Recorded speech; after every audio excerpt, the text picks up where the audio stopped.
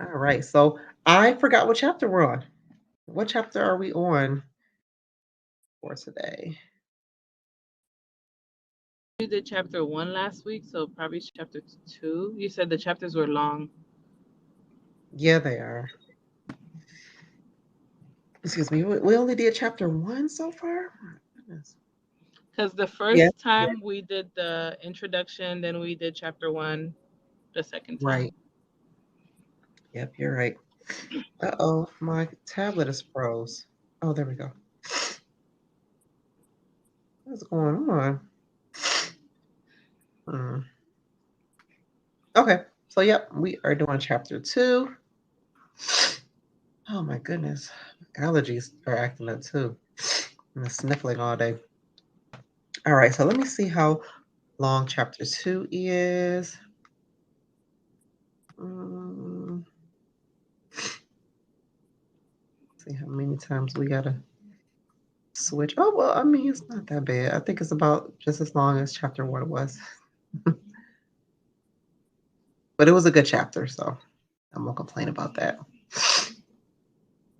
All right, so I'm going to get started and then I'm going to ask you guys to help me read um, the rest of it. Okay, Valerie, chapter two.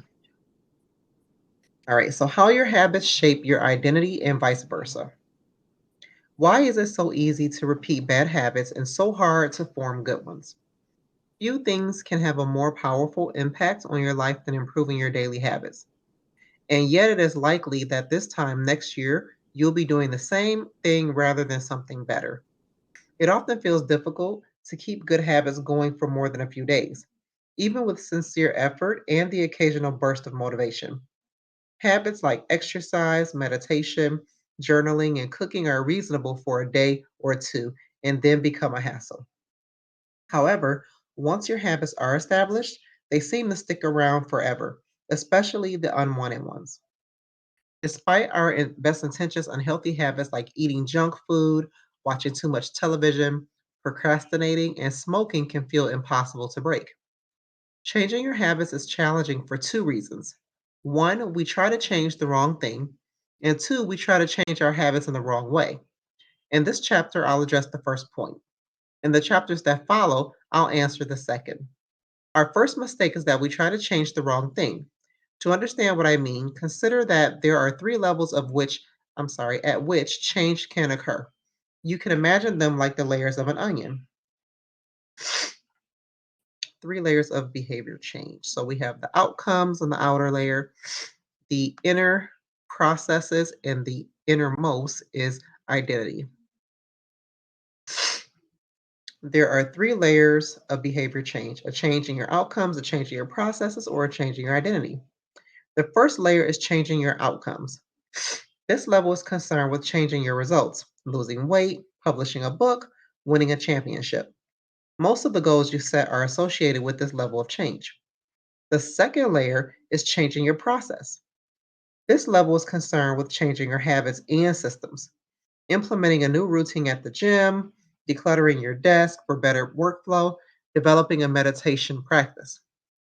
Most of the habits you build are associated with this level. The third and deepest layer is changing your identity.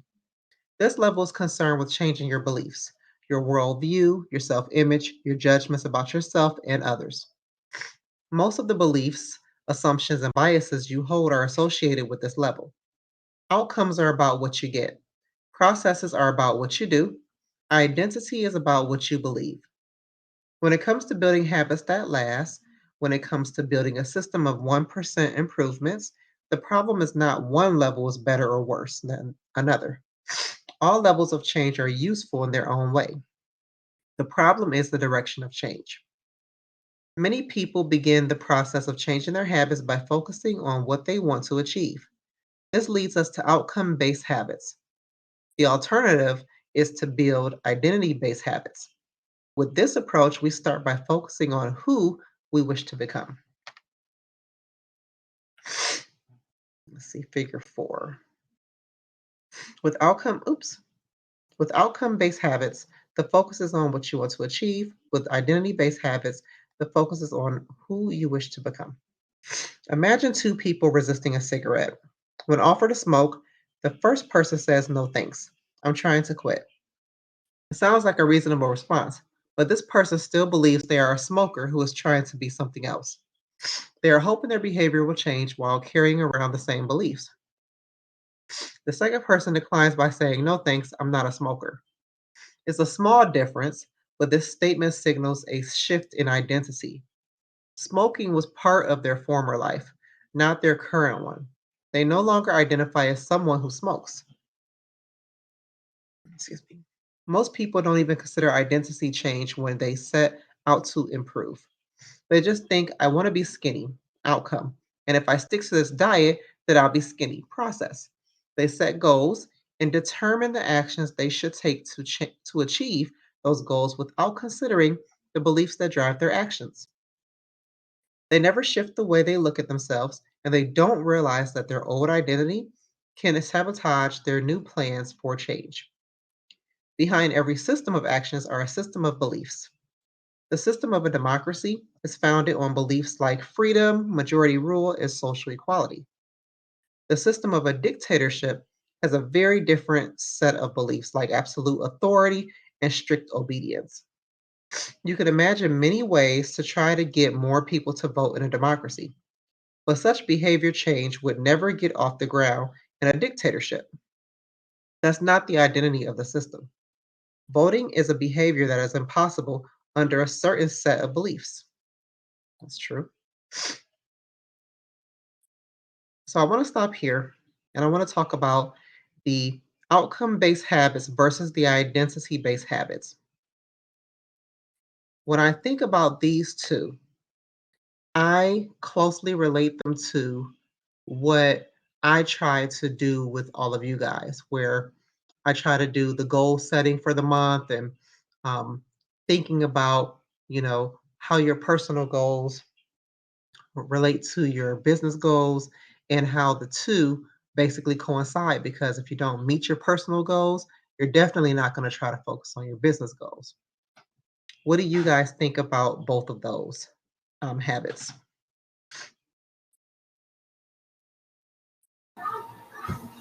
She didn't like keeping her head. Can you guys hear me still?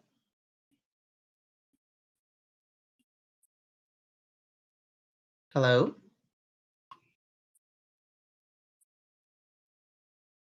All right, hold on just a second. I'm going to let you guys think about that and I'll be right back.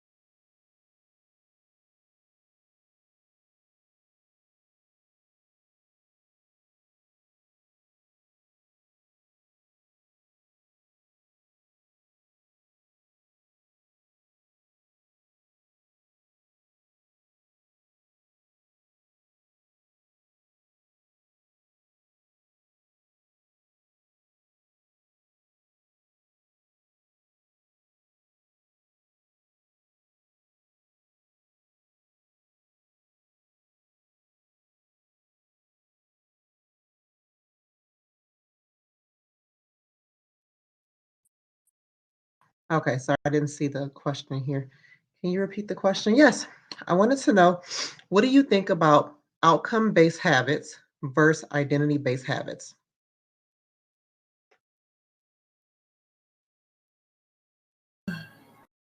Okay. Well, it looks like outcome based habits is just no, it's just you're attempting to lose weight, and then once you get that goal, then you're then you're like then you forget about it, and then you might gain that weight back in a few months. And then identity based is where you start seeing yourself as some person that a person that has lost their weight, and it's a lifestyle. So you kind of you so by being a lifestyle, you keep the weight off because you well, okay, I'm gonna stop there. No, I get what you're saying. Yeah, the outcome-based habit sounds more like just trying to reach certain goals, whereas the identity-based, it's a lifestyle.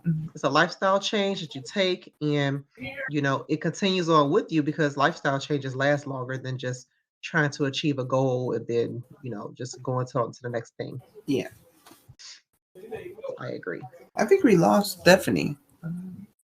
Uh-oh. Let me see if she texts.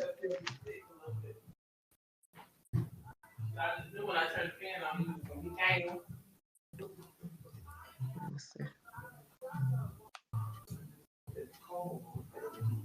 Mm.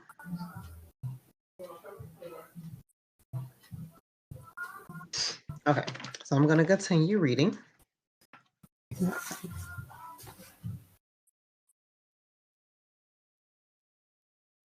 Let's see. Okay, I know where I left off. Okay. A similar pattern exists whether we are discussing individuals, organizations, or societies. There are a set of beliefs and assumptions that shape the system and identity behind the habits. Behavior that is incongruent with the self will not last.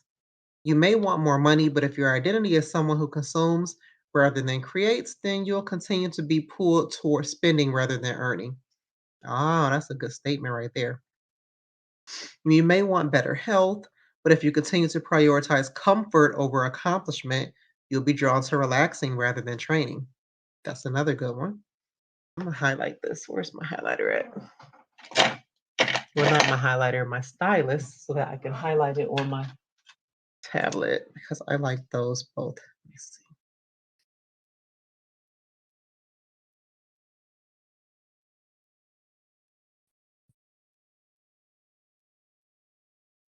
Mm-hmm. That is good. It's hard to change your habits if you never change the underlying beliefs that led to your past behavior.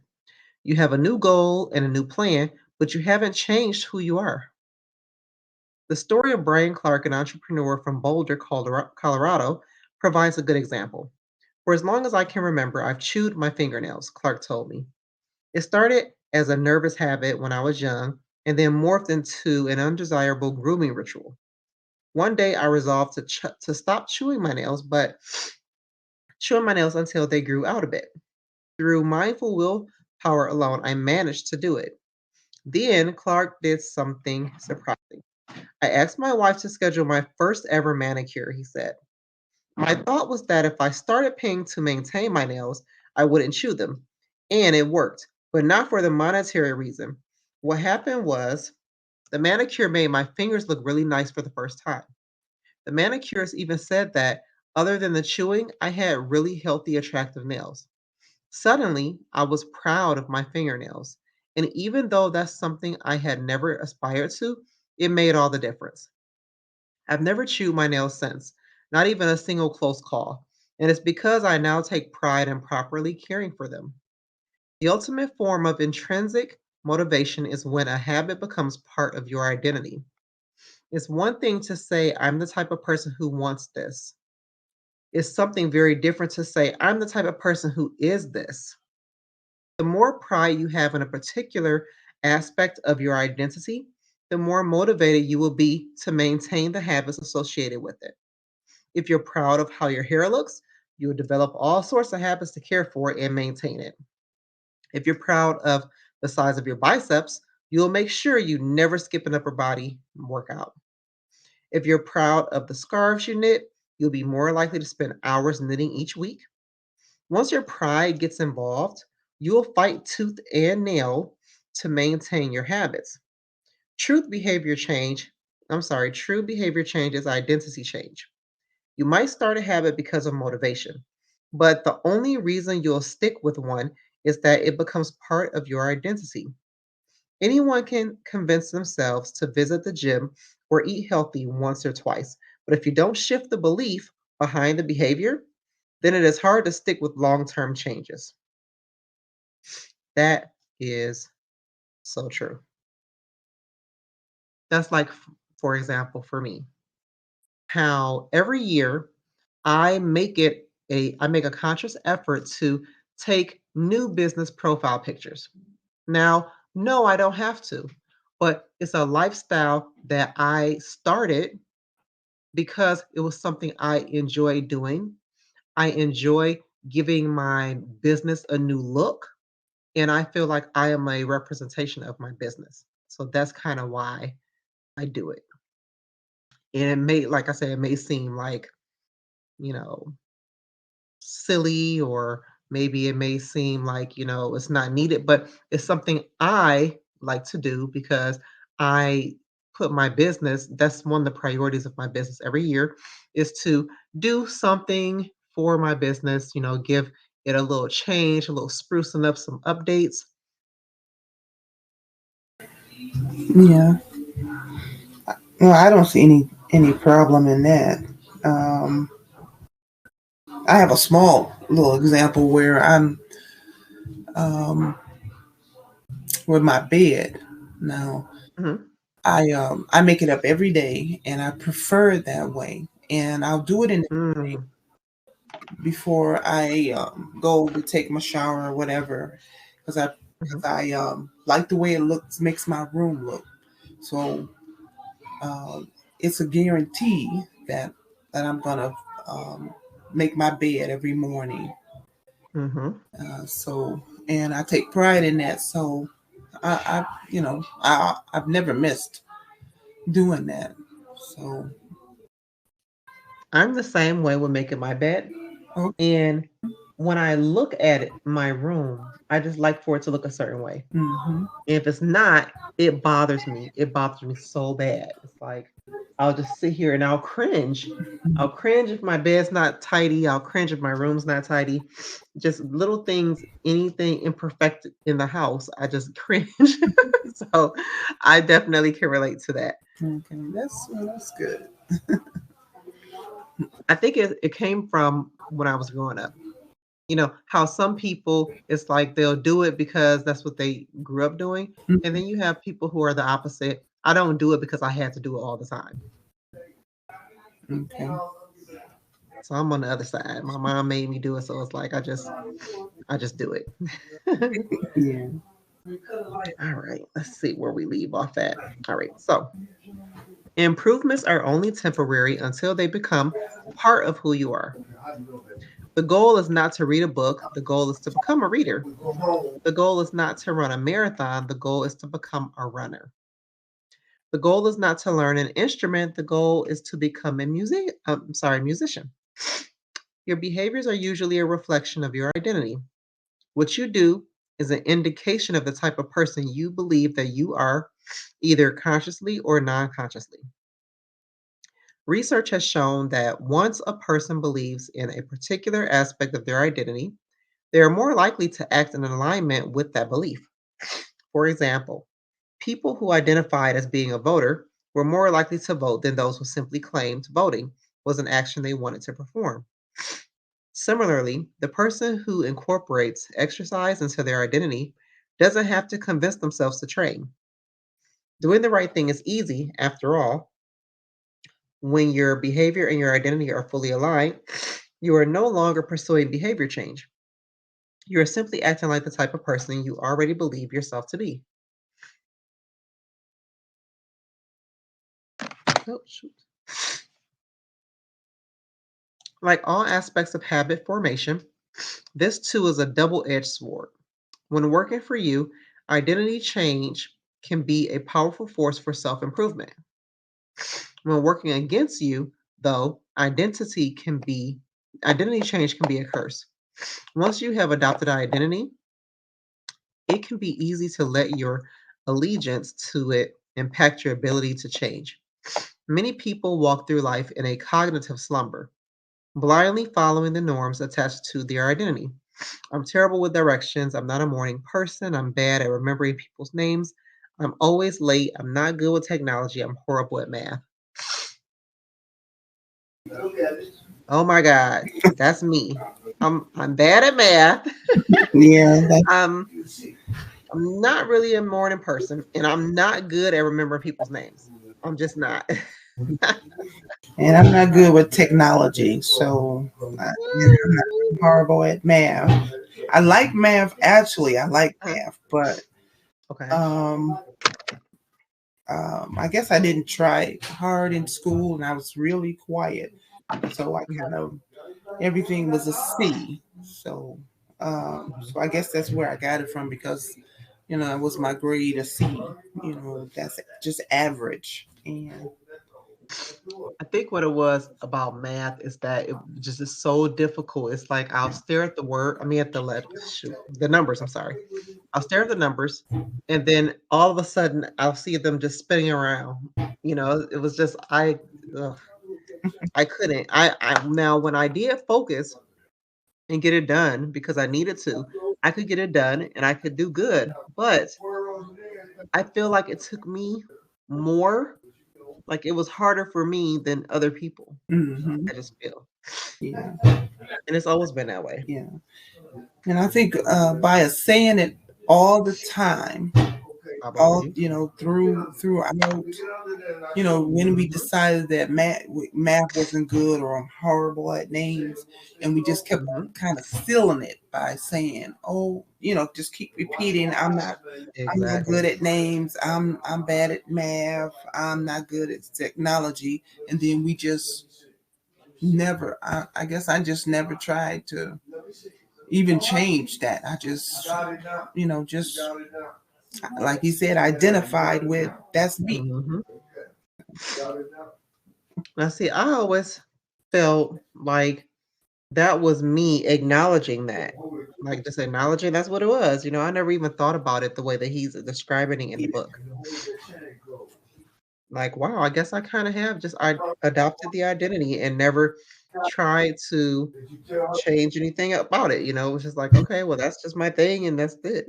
Hmm. Hmm. All right, let's see here. And a thousand other variations. Okay. When you have repeated a story to yourself for years, I see we just said this. It is easy to slide into these mental grooves and accept them as a fact. In time, you begin to resist certain actions because that's not who I am. There is internal pressure to maintain your self image and behave in a way that is consistent with your beliefs. You find whatever way you can to avoid contradicting yourself. The more deeply a thought or action is tied to your identity, the more difficult it is to change it. It can feel comfortable to believe what your culture believes, like group identity, or to do what opposes your self image, personal identity, even if it's wrong. The biggest barrier to positive change at any level, individual, team, society, is identity conflict. Good habits can make rational sense, but if they conflict with your identity, you will fail to put them into action.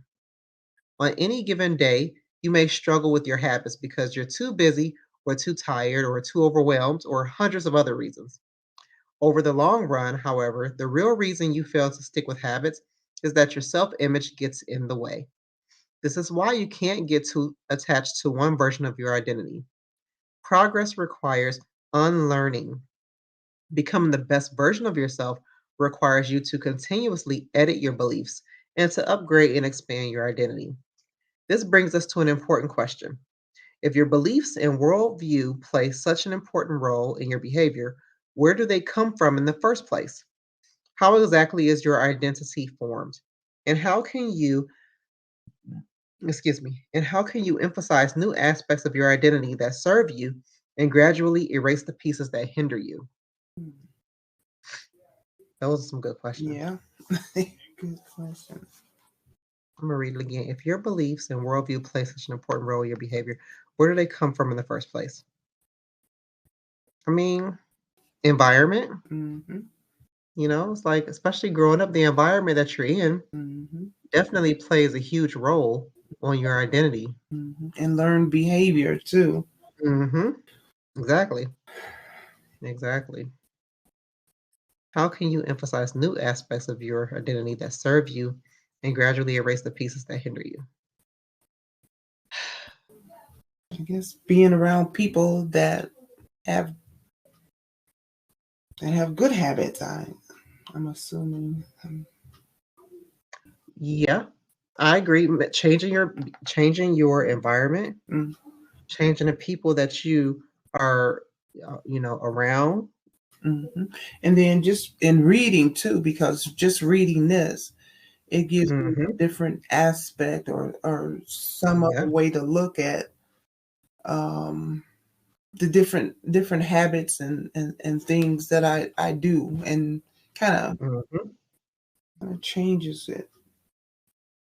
Me too. Like it makes me think Yeah. about some of the things that I've said that I wanted to do, and I haven't really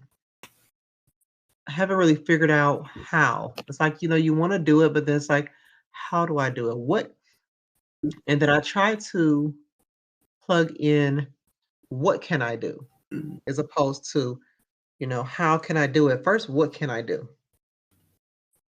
Because when I figure out what I can do, what am I capable of, then I can kind of figure out, okay, so now that I know what I can do, now how am I going to do this mm, so that I can have this outcome? So yeah, those are some good questions. mhm, it is. I'm gonna highlight this here.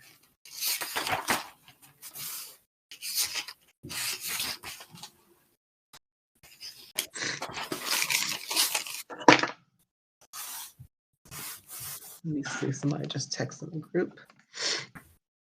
Can I put my other playlist? Oh, it's okay.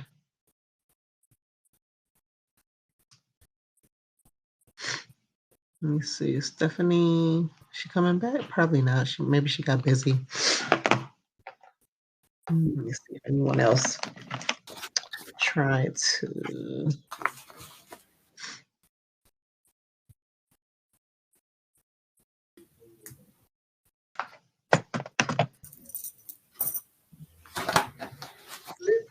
Um, let's see. No, I don't see anything on page, so I'm gonna keep going. Okay. All right. The two-step process to changing your identity. Your identity emerges out of your belief. I'm sorry, out of your habits. You are not born with preset beliefs. Every belief, including those about yourself, is learned and conditioned through experience. Mm, More precisely, your habits are how you embody your identity. When you make your bed each day, you embody the identity of an organized person. mm, When you write each day, you embody the identity of a creative person. When you train each day, you embody the identity of an athletic person. The more you repeat a behavior, the more you reinforce the identity associated with that behavior. In fact, the word identity was originally derived from the Latin words essentitas. I'm messing that up. Which mm, means being, and identitem, which means repeatedly. Your identity is literally your repeated being. mm, Whatever your identity is right now, you only believe it because you have proof of it. If you go to church every Sunday for 20 years, you have evidence that you are religious. If you study biology for 1 hour every night, you have evidence that you are studious. If you go to the gym, even when it's snowing, you have evidence that you are committed to fitness. The more evidence you have for a belief, the more strongly you will believe it. That's true. mm.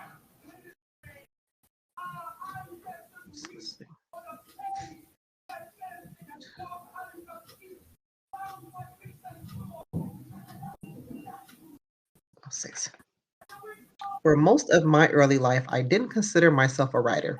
If you were to ask any of my high school teachers or college professors, they would tell you I was an average writer at best, certainly not a standout. When I began my writing career, I published a new article every Monday and Thursday for the first few years. As the evidence grew, so did my identity as a writer. I didn't start out as a writer, I became one through my habits. Mm-hmm. Of course, your habits are not the only actions that influence your identity, but by virtue of their frequency, they are usually the most important ones. Each experience in life modifies your self image, but it's unlikely you would consider yourself a soccer player because you kicked the ball once or an artist because you scribbled a picture.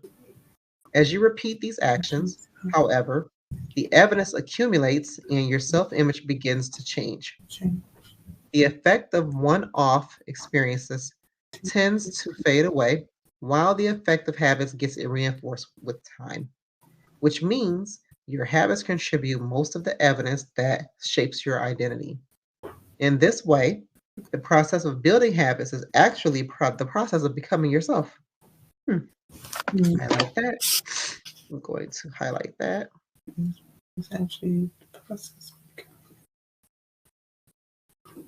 This is a gradual evolution. We do not change by snapping our fingers and deciding to be someone entirely new.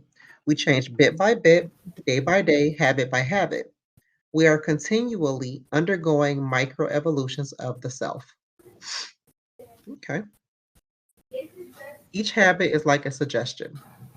Hey, maybe this is who I am. If you finish a book, then perhaps you are the type of person who likes reading.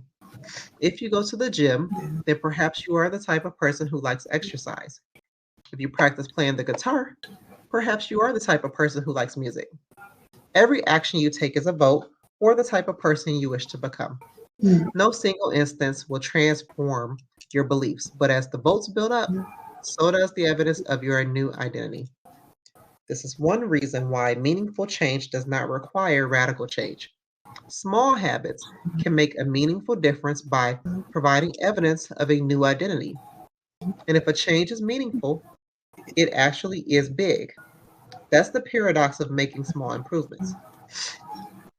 Putting this all together, you can see that habits are the path to changing your identity. To changing your identity. The most practical way to change who you are is to change what you do. Each time you write a page, you are a writer. Each time you practice the violin, you are a musician. Each time you start a workout, you are an athlete. Each time you encourage your employees, you are a leader. I like that. Yeah, I do too. Valerie, you want to continue on from here for me? Yeah. Okay. Thank you. Each habit not only gets results, but also teaches you something far more important: to trust yourself. You start to believe you can actually accomplish these things. When the votes mount up and the evidence begins to change, the story you tell yourself begins to change as well. Of course, it works the opposite way too. Every time you choose to perform a bad habit, it's a vote for that identity. The good news is that you don't need to be perfect. In any election, there are going to be votes for both sides. You don't need a unanimous vote to win an election. You just need a majority. It doesn't matter if you cast a few votes for bad behavior or an unproductive habit. Your goal is simply to win the majority of the time. New identities require new evidence. If you keep casting the same votes you've always cast, you're going to get the same results you've always had. If nothing changes, nothing is going to change. It is a simple two-step process. One, decide the type of person you want to be, and two, prove it to yourself with small wins. I'm about to highlight that. I like that. Mm-hmm. Prove it to yourself with small wins. First, Mhm. decide who you want to be. This holds at any level. as an individual, as a team, as a community, as a nation? What do you want to stand for? What are your principles and values? What do you wish to become? These are big questions, and many people aren't sure where to begin, but they do know what kind of results they want. To get six-pack abs, or to feel less anxious, or to double their salary, that's fine. Start there and work backward from the results you want to the type of person who could get those results. Ask yourself, who is the type of person that could get the outcome I want? Who is the type of person that could lose 40 pounds? Who is the type of person that could learn a new language? Who is the type of person that could run a successful startup? For example, who is the type of person who could write a book? It's probably someone who is consistent and reliable. Now your focus shifts from writing a book, outcome based, to being the type of person who is consistent and reliable, identity based. This process can lead to beliefs like Mm. I'm the kind of teacher who stands up who stands up for her students. I'm the kind of doctor who gives each patient the time and empathy they need.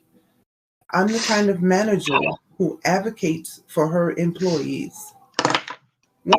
Once you have a handle on the type of person you want to be, you can begin taking small steps to reinforce your desired identity. I have a friend who lost over 100 pounds by asking herself, what would a healthy person do? All day long, she would use this question as a guide. Would a healthy person walk or take a cab? Would a healthy person order a burrito or a salad? She figured if she acted like a healthy person long enough, eventually she would become that person. She was right. The concept of identity based habits is our first introduction to another key theme in this book: feedback loops. Your habits shape your identity, and your identity shapes your habits. Mm. It's a two-way street. The formation of all habits is a feedback loop, a concept we will explore in depth in the next chapter. But it's important to let your values, principles, and identity drive the loop rather than your results. Mm. The focus should always be on becoming that type of person, not getting a particular outcome. Mm. The real reason habits matter. Identity change is the North Star of habit change. The remainder of this book will provide you with step by step instructions on how to build better habits in yourself, your family, your team, your company, and, and anywhere else you wish. But the true question is, are you becoming the type of person you want to become? The first step is not what or how, but who. You need to know who you want to be. Otherwise, your quest for change is like a boat without a rudder. And that's why we are starting here. Mhm. You have the power to change your beliefs about yourself. Your identity is not set in stone. You have a choice in every moment. You can choose the identity you want to reinforce today with the habits you choose today. Mm. And this brings us to the deeper purpose of this book and the real reason habits matter. Building better habits isn't about littering your day with life hacks. It's not about flossing one tooth each night or taking a cold shower each morning or wearing the same outfit each day. It's not about achieving external measures of success like earning more money, losing weight, or reducing stress. Habits can help you achieve all of these things, but fundamentally, they are not about having something. They are about becoming someone. Ultimately, your habits matter because they help you become the type of person you wish to be. They are the channel through which you develop your deepest beliefs about yourself. Quite literally, you become your habits. Highlighting Right. that. Wow. Absolutely. All right. So looks like we're done. Yep. All right. That didn't even take us that long. All No. right. So I'm going to share the summary in Mm. the group. And that was a good read. Thank you for joining me, Valerie. Well, you're welcome. Yeah. I I'm appreciate it. enjoying this book. No I know, problem. me too. So, did you have any questions? Anything you want to discuss further? I know we did a lot of highlighting because it made a lot of great points. Yeah, it's a lot in here. Yeah. No, I don't think so. Okay. Have any questions? All right. Well, then I'm going to log off and then I will see you all tomorrow when I go live in the group. What time you going? I'm probably going to try to do it around 10 o'clock. AM? Mm-hmm. Okay, I'm gonna try to, because I'll be at work. I'm gonna try to. I don't know what I'm gonna be doing it today. I know I'm gonna be driving, but sometimes I'll sneak in and turn on the I'm either try to do 10 or lunchtime, which would be 12. It Oh, depends okay. on how my calendar is looking. Okay, so that might be better for me. Okay. Okay. I may All consider right. doing lunchtime then. Okay. All right. You take care. Have a good night. You too. Thank you. Bye. You're welcome.